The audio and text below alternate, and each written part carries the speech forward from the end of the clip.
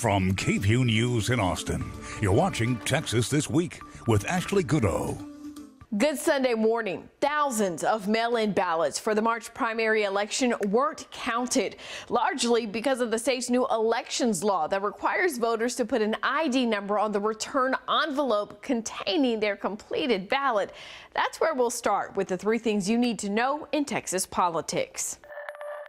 The Associated Press reached out to all 254 counties in Texas to find out how many ballots were rejected. 187 counties responded, representing 85% of March primary voters. Initially, about 27,000 ballots were flagged for rejection. Under the law, voters have 6 days after Election Day to fix their ballots, and thousands did. Still, 22,898 ballots were rejected statewide. Locally, Travis County initially flagged 1,856 ballots, but finally rejected 948 ballots. Williamson County initially flagged 1,690 ballots and rejected 521.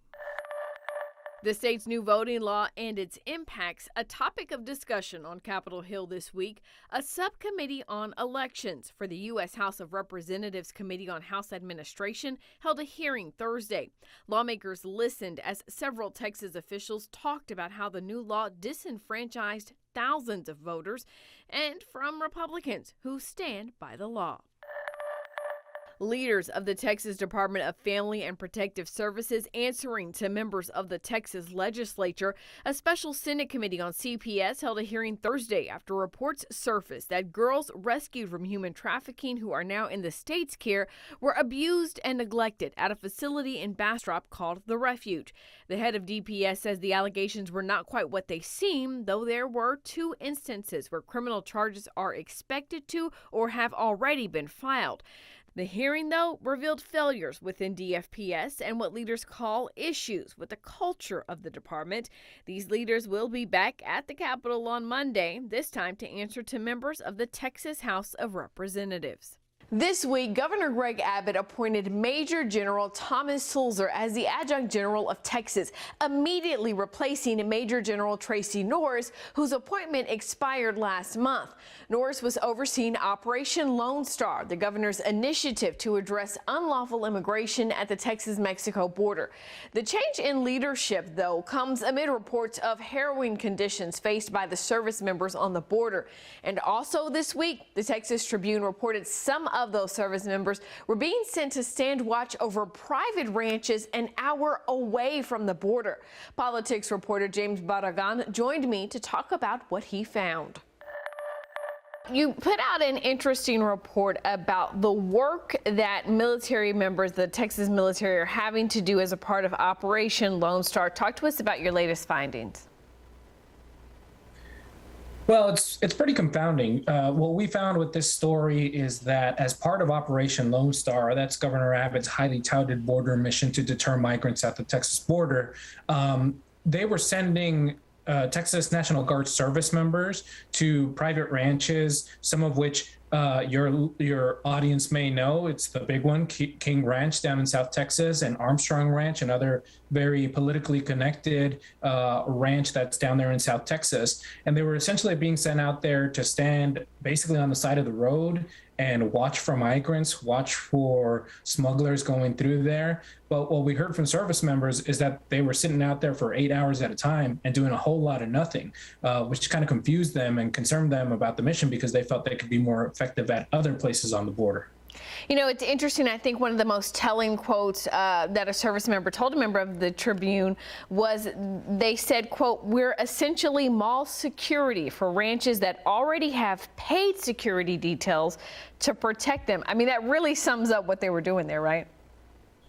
Yeah, and I think that's why there was concern from the service members' part. I mean, some of them, they vary in terms of how they feel about the mission. But for those people who are interested in helping out the mission of deterring migrants, they were sort of wondering, what are we doing here when they could have been more effective at points on the actual border? You got to remember, these ranches are about 80 miles away from the nearest border town. It's more than an hour away. And so to have these National Guard service members out there basically staring petering out into nothing, it really made them question why they were out there. It also raised questions about, what role did these private ranches have in sort of ordering protections there? Obviously, that looks like it's a terrible optics to have National Guard service members deployed down there to the ranches. I have to say that we did speak to the owners of King and Armstrong ranches, and they said that they did not ask for the service members to be there. And that means that the Texas Military Department just sent them out there on their own, basically.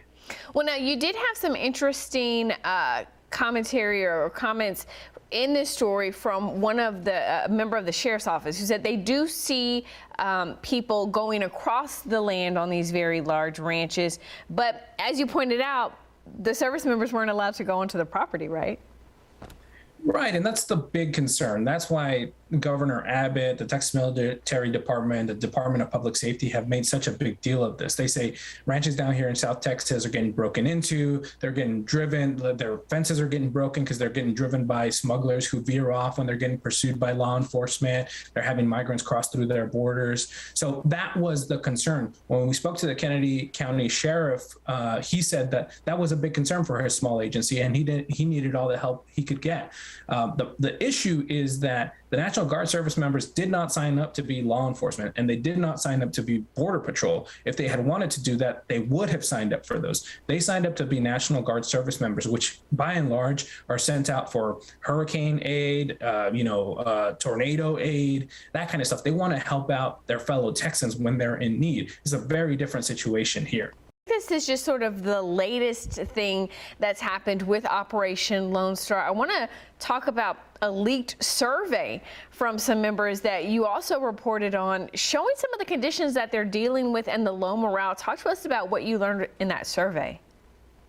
Yeah, I mean, one of the quotes was literally, "I hate it here." And so many of the comments in that leaked survey were, "There's nothing good about the mission. I don't like anything." Most of the people who had positive things to say were either, I like my direct supervisors, I like the friends that are here, or there's hardly anything good to be had in this mission. It really showed the very deplorable living conditions that these service members are living under. It showed that there's a lack of communication or a lack of understanding from leadership about what the troops really need down there. And it was very revealing, because it also showed that a lot of those service members are thinking twice about whether they're going to re-enlist in the National Guard if they are to be expected to be subjected to these conditions again. One of the things I thought was really interesting is sometimes they were given just a few days notice that they were going to have to go to the border. And these are Texans with families and jobs and other responsibilities, right? Exactly. This is not like, you're enlisting in the Army or the Air Force or Navy or Marines, active duty where you sign up for this kind of stuff. These are part-time jobs, essentially. They have other civilian jobs, lives, families. So when you only give them a week's notice, 2 weeks notice, even a lot of these people had like 2 days notice. So imagine if you were at home, were told, hey, within 2 days, you've got to leave everything and go down to the border. It would be very difficult. It would be a strain on your life, on your family, on your, economic well-being. And that's sort of what I think service members really want to drive home. These are involuntary deployments. They are not volunteering to do this, and it's not what they signed up for. And they're having a major, major impact on their lives. Obviously Operation Lone Star under a microscope, and just this week the governor appointed a new lead to the Texas Military Service. Talk to us. Do you think that some of that has to do with that leaked survey, with perhaps sending these service members to these private ranches that they are essentially not being able to do anything at? Well, the governor did not mention any criticism of Operation Lone Star or of Adjutant General Tracy Norris in her departure. But there's no possible way that this cannot be seen as a response to the months and months of criticism that there has been of the operation. You got to remember that Adjutant General Norris served starting in 2019, and then her term expired, or so the governor said, in February, right? But the past adjutant general served for nearly 8 years. So she could have been re-upped. but wasn't. What does that tell you? I think you've got to read between the lines and see that there's some unhappiness, or there's at least some type of response to the criticism that the operation has been facing, with lack of pay for service members on time, deplorable living conditions, and even some suicides tied to the mission. Governor Abbott, of course, launching Operation Lone Star ahead of the primary election, has really touted this particular mission, has gone to the border several times to hold news conferences on the border with these service members. Talk to us about the political aspect of all of this. It can't be overlooked. And obviously you talked a little bit about, this was in the context of a Republican primary where Governor Abbott had two challengers from the right, Alan West and Don Huffines, who had slammed them for not being conservative enough, not securing the Texas border. And this is not lost on the service members who are down there. They have said to us in stories and in that survey that they feel like political pawns, that the mission is serving no purpose other than to re-elect Governor Abbott. That is what the service members are saying. That is how the service members feel. And sure, there are some service members who are happy to be down there, happy to be helping sort of try to curb the flow of migration into Texas. But by and large, I think what you'll hear from service members is that they feel like political pawns in this political game.